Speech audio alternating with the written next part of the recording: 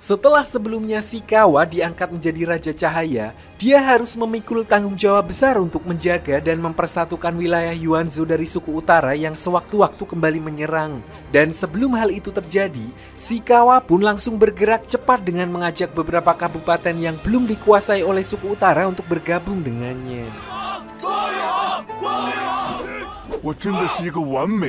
Sementara itu, Jenderal Shuang yang tidak tega melihat kondisi ayahnya yang semakin hari semakin cekrah-cekreh, sesuai perintah tabib langganannya, dia memutuskan pergi ke puncak Gunung Kemukus yang berada di wilayah Yuanzhou untuk mencari tanduk naga yang rumornya mampu menyembuhkan penyakit rematik ayahnya.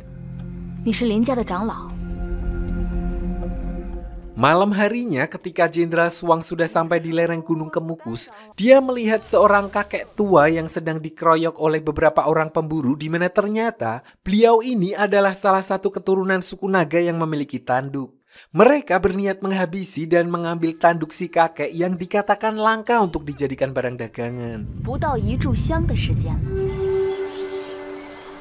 Di sini si kakek lalu menceritakan sejarah tentang tanduk naga di mana tanduk mereka sebenarnya hanyalah tanduk biasa yang tidak memiliki khasiat. Namun musuh bebuyutan dari suku mereka membuat cerita hoax dengan mengatakan tanduk mereka memiliki khasiat yang bisa menyembuhkan berbagai penyakit hanya agar orang-orang memburu mereka. Mendengar cerita tersebut, Jenderal Shuang kemudian meminta bantuan si kakek untuk mencarikan resep obat yang berada di kertas catatannya. Namun karena tulisannya urek-urekan, si kakek pun berniat mengajak Jenderal Shuang menemui Raja Cahaya dalam acara pertemuan di balai desa. Sampai di sini, Jenderal Shuang masih belum mengetahui kalau Raja Cahaya tersebut adalah Shikawa, sosok yang telah berulang kali menyelamatkannya. Sementara itu, Shikawa bersama kepala desa yang sedang melakukan pertemuan bersama para utusan dari beberapa kabupaten lain yang kontra terhadap suku utara. Dia dibuat makdek ketika melihat Jenderal Shuang yang tiba-tiba datang di acara tersebut, di mana dia terpaksa membuka topengnya agar identitasnya tidak terbongkar dan mengaku sebagai kaki tangan Raja Cahaya. Mendengar hal itu, Jenderal Shuang pun meminta Shikawa untuk mempertemukannya dengan Raja Cahaya karena dia memerlukan bantuannya. Saat itulah Shikawa kemudian menyuruh anak buahnya menjadi Raja Cahaya agar identitasnya tidak ketahuan. Di sana, Jenderal Shuang langsung to the point kalau dia baru saja menyelamatkan seorang kakek keturunan suku naga yang mendapat penindasan dari beberapa pemburu di desa sebelah. Bahkan selama bertahun-tahun, mereka mencari tanduk naga untuk dijual kepada suku utara dengan harga yang tinggi. Sadar kalau hal ini menyangkut keselamatan rakyat kota Yuanzhou, Raja Cahaya KW lalu berpura-pura mengutus Shikawa untuk membantu Jenderal Shuang menyelesaikan masalah tersebut.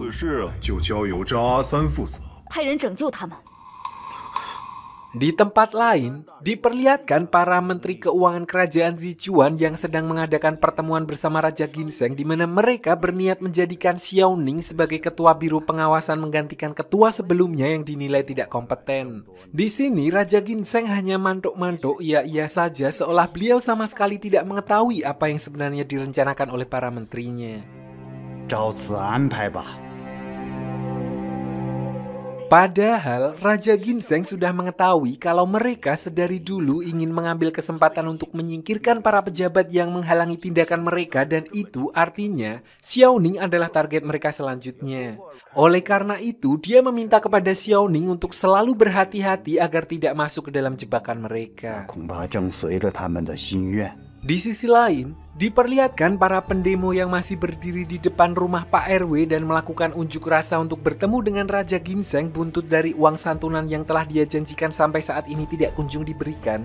Saat itulah Xiaoning sebagai pewaris tunggal kerajaan Sichuan muncul untuk menenangkan dan meredakan kekacauan tersebut. Intinya, Xiaoning meminta kepada mereka semua untuk bersabar karena sekarang rekeningnya sedang dibekukan. Ditambah lagi bank sudah tutup, sudah jam 4. Faktanya, mereka semua masih belum mengetahui kalau uang santunan tersebut telah dikorupsi oleh para menteri kerajaan Sichuan untuk membiayai anak-anak mereka masuk. Meskipun begitu, Xiaoning mencoba mencari jalan keluar dan berjanji kepada mereka untuk memberikan kompensasi beserta dana santunan secepatnya. Tidak hanya itu, Roku dan Dilin juga berjanji akan membantu rakyat melewati kesulitan bersama dan berjuang mati-matian untuk melawan suku utara. 底！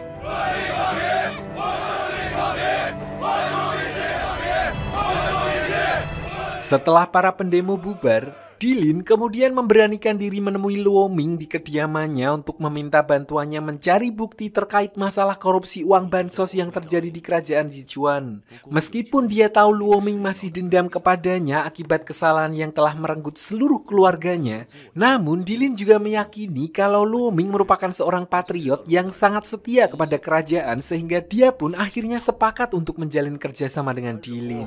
我不收，绝不会坐视不管。 Singkat cerita, Dilin dan Luo Ming akhirnya berhasil menemukan beberapa bukti kuat terkait kasus korupsi bansos dan menyerahkannya kepada Raja Ginseng, di mana Kementerian Keuangan dan antek-anteknya benar-benar terlibat dalam penggelapan uang bansos. Melihat fakta tersebut, beliau pun menyuruh Dilin dan Luo Ming untuk menyelesaikan masalah itu. 要给瓦云的百姓，就交予二位去办。 Tanpa buang waktu, Dilin langsung menangkap Ma Wei, seorang jubir Kementerian Keuangan di kediamannya untuk dijadikan tersangka dan menyuruhnya memberikan bukti jika dia ingin menepis tuduhan tersebut. Kabar itu pun dengan cepat sampai di telinga para menteri kerajaan Sichuan lain, namun alih-alih membantu, mereka justru mengkambing hitamkan Ma Wei dan dengan begitu mereka bisa leha-leha sembari menikmati hasil uang korupsinya dengan bebas. 只是兵卒，说白了，帝林和罗明海。 Kembali ke Shikawa, dia bersama Jenderal Suang lalu mendatangi sebuah pasar gelap yang disinyalir menjual tanduk naga dan benar saja, di sana mereka bertemu dengan seorang keturunan suku naga yang dijual dalam kondisi hidup-hidup di mana Shikawa yang mengetahui hal itu pun langsung menggerebek tempat tersebut. 我来吧。 Setelah itu, anak buah Shikawa yang masih menyamar menjadi Raja Cahaya juga datang ke sana untuk mengeluarkan aturan baru, yaitu melarang perbudakan dan praktek jual beli tanduk naga, dan siapapun yang berani membangkang, maka dia tidak akan segan-segan menghabisi mereka semua. Sementara itu, Jenderal Suang yang sedari awal mencari tanduk naga untuk mengobati ayahnya, tiba-tiba mengurungkan niatnya karena dia tidak ingin mengorbankan nyawa orang lain demi tanduk naga. Lagi pula masih ada obat lain yang bisa menyembuhkan penyakit ayahnya seperti remason dan minyak tawon. Saat itulah Shikawa lalu teringat dengan sebuah tanaman yang memiliki khasiat mirip dengan tanduk naga, di mana tanaman itu tidak lain adalah daun pinahong. 咱们找到了。 Tanpa buang waktu, Shikawa langsung mengajak Jenderal Suang ke lereng gunung untuk mencari tanaman yang mereka cari, dan alhamdulillah setelah mencari sebentar, mereka akhirnya menemukan tanaman tersebut. Sampai di sini karena sudah mendapatkan apa yang mereka cari, Jenderal Suang kemudian berterima kasih kepada Shikawa karena telah membantunya. Namun yang menarik adalah ternyata sedari awal dia sudah mengetahui kalau Shikawa merupakan salah satu dari 3 jenderal elit kerajaan Sichuan sekaligus seseorang yang selama ini dipanggil sebagai Raja Cahaya. 竟是子川三杰之一的。为了那些爱我的人， Sebaliknya, ternyata Shikawa juga sudah mengetahui kalau Jenderal Suang merupakan jenderal besar sekaligus anak kedua dari pemimpin klan Liu Feng, dan selama ini mereka sengaja menyembunyikan identitasnya masing-masing. Sebelum berpisah, Jenderal Suang sempat berpesan semoga suatu hari nanti klan Liu Feng dan kerajaan Sichuan bisa kembali akur.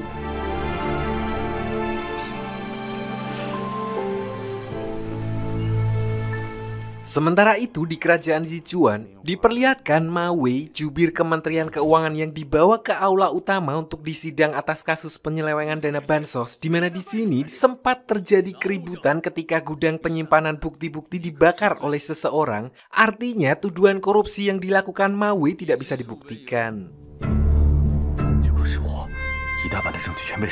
Pada momen inilah, Ma Wei kemudian justru membocorkan semua rahasia kebobrokan yang terjadi di dalam divisi menteri kerajaan Sichuan, di mana orang yang menggelapkan dana bansos bukanlah dirinya, melainkan para menteri kerajaan Sichuan itu sendiri. Scene kemudian flashback sebentar ke belakang. Ternyata selama ini Raja Ginseng sudah mengetahui kejahatan yang dilakukan oleh para menterinya, di mana beliau sengaja membuat skenario dan menunggu momen yang tepat untuk menguak kasus tersebut. Dan itulah alasan beliau menyusupkan Ma Wei di dalam kementerian untuk dijadikan sebagai mata-mata dalam mengumpulkan semua bukti. 牵一发而动全身，养精蓄锐，重振旗鼓。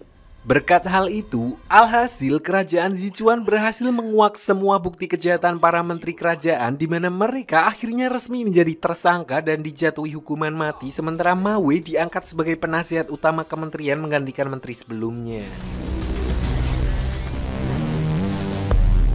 Singkat cerita, beberapa bulan kemudian, diperlihatkan Putri Khatan yang kini sudah memiliki anak laki-laki yang hal itu membuat pemimpin suku utara lega karena dia baru saja mempunyai cucu sekaligus calon penerus.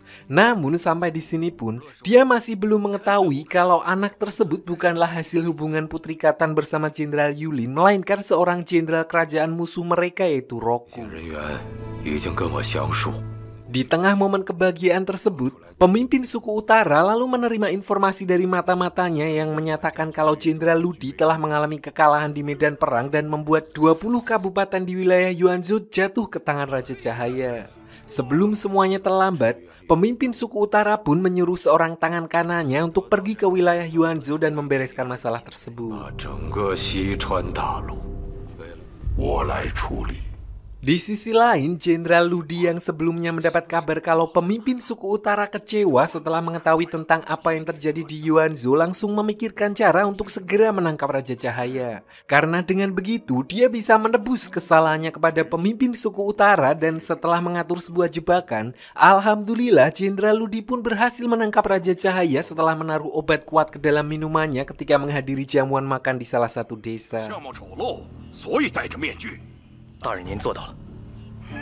Lalu begitu Ludi membuka topeng Raja Cahaya, dia langsung dibuat syok ketakutan setelah mengetahui kalau selama ini orang yang menjadi Raja Cahaya adalah Shikawa, seseorang yang memiliki kekuatan mengerikan dan menyusup sendirian ke kamp suku utara untuk menghabisi Lei Hong. Dan sudah seperti yang bisa ditebak, Shikawa hanya berpura-pura terkena jebakan mereka di mana dia justru dapat dengan mudah melumpuhkan Jenderal Ludi dan menaleninya.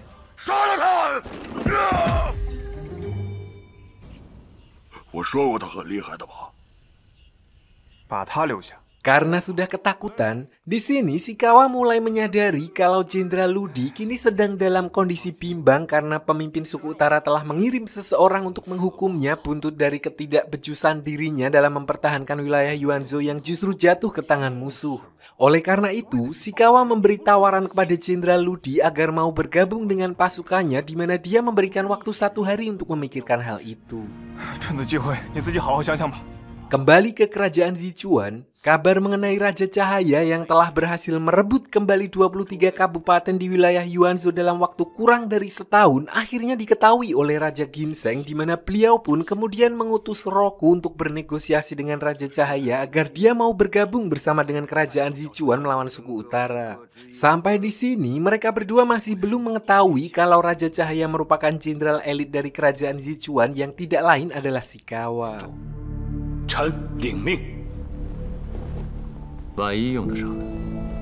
Sementara itu, diperlihatkan penasihat militer suku utara yang secara barbar langsung merangsak masuk untuk menantang duel Raja Cahaya. Diperlihatkan kemampuan penasihat militer yang tidak bisa dipandang sebelah mata.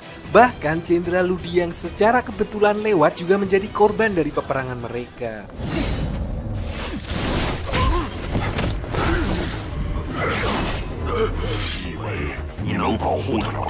Awalnya, Shikawa sempat keteteran menahan serangan tersebut karena perbedaan kekuatan yang lumayan jauh, sehingga Shikawa terpaksa masuk ke mode kesurupan dan sudah seperti yang bisa ditebak, dengan mode tersebut dia dapat dengan mudah melumpuhkan penasihat militer dalam beberapa serangan.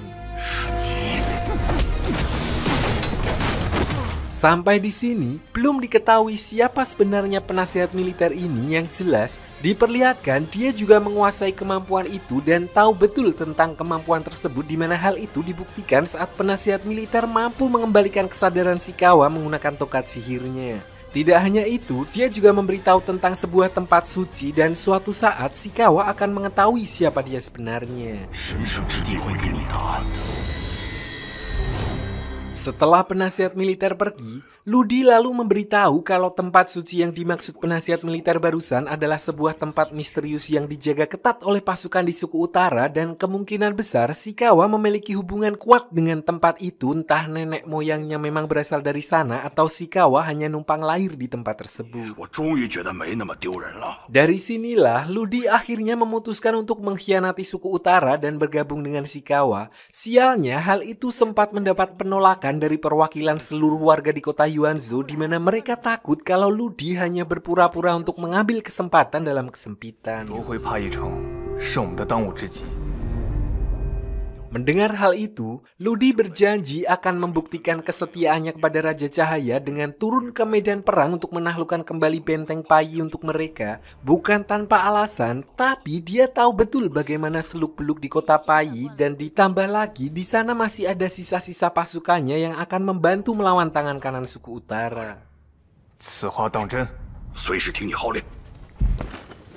Singkat cerita, alhamdulillah Jenderal Ludi pun kembali dengan selamat dan berhasil mengambil alih benteng Pai tanpa kehilangan prajuritnya. Dengan begitu, dia telah menunjukkan kesetiaannya kepada Raja Cahaya dan mulai hari ini, Ludi akan membantu wilayah Yuanzhou dan benar-benar memutus hubungannya dengan suku utara. Malam harinya, Shikawa kemudian menemui langsung tangan kanan suku utara yang sudah sampai di luar benteng Pai untuk melakukan negosiasi, di mana dia membawa ratusan ribu pasukannya untuk berjaga-jaga jikalau geger geden terjadi. Begitu juga dengan tangan kanan pemimpin suku utara yang juga melakukan hal yang sama.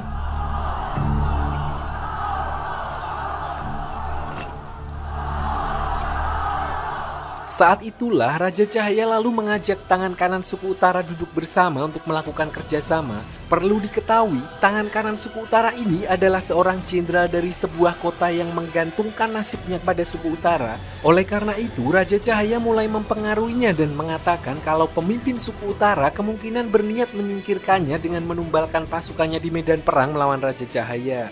Dan jika dia kalah, maka suku utara akan bisa dengan mudah menguasai apa yang dia miliki.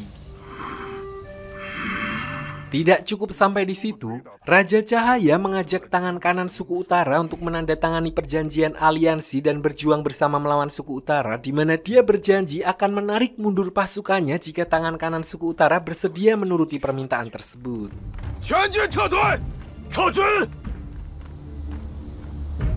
Sebenarnya semua itu hanya akal-akalan Shikawa agar tidak memakan korban jiwa yang lebih banyak karena ternyata jumlah pasukannya memang tidak sebanyak yang mereka kira. Namun siapa sangka di sisi lain, hal itu justru membuat tangan kanan suku utara mempercayai ucapan Raja Cahaya tersebut kalau pasukannya hanya dimanfaatkan oleh pemimpin suku utara.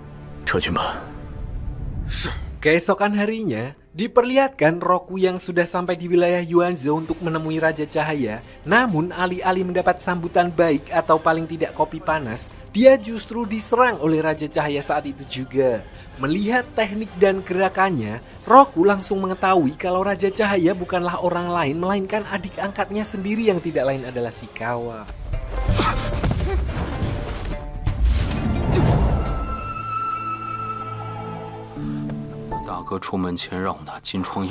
Kabar mengenai Raja Cahaya yang telah berhasil mengambil alih hampir semua wilayah di kota Yuanzhou akhirnya diketahui oleh pemimpin suku utara, di mana dia hanya bisa lemes. Tidak menyangka sosok Raja Cahaya justru mampu menghancurkan seluruh tatanan politik di negaranya. Saat itulah penasihat militer menambahkan kalau Raja Cahaya bukanlah seorang pemuda sembarangan. Namun sampai di sini dia tidak memberitahu secara detail siapa sosok Raja Cahaya tersebut. Sementara itu di sisi lain, diperlihatkan Raja Ginseng yang syok setelah mendengar berita tentang Shikawa yang masih hidup, di mana dia justru berhasil merebut kembali seluruh wilayah di kota Yuanzhou dan mendapatkan julukan baru yaitu Raja Cahaya Kota Yuanzhou.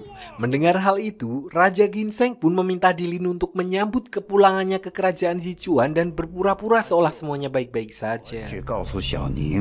你不去， Setelah Dilin pergi, di sini terlihat sekali kalau Raja Ginseng juga agak khawatir dengan pencapaian Shikawa tersebut mengingat dia adalah duri di dalam daging, murid dari sosok jenderal periode lalu yang telah menyingkirkan orang-orang yang tidak sejalan dengannya di kerajaan Sichuan. Tapi sekarang Shikawa muncul kembali dan kemungkinan besar akan menyulitkannya di masa depan. 他就请罗明海给予帮忙。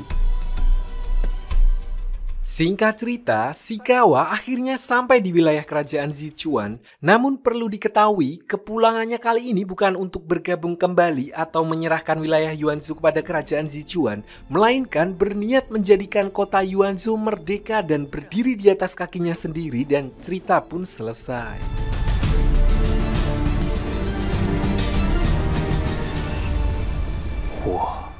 Dari film ini bisa disimpulkan, seorang manusia memang diciptakan pelin-pelan. Hari ini bisa jadi dia A, tapi besok 5 tahun lagi setelah dia melihat banyak hal, informasi yang dia peroleh akan mengubah sudut pandangnya, di mana saat itu bisa saja dia menjadi C atau L lekong lah. Intinya, tidak ada yang konstan di dunia ini kecuali perubahan itu sendiri.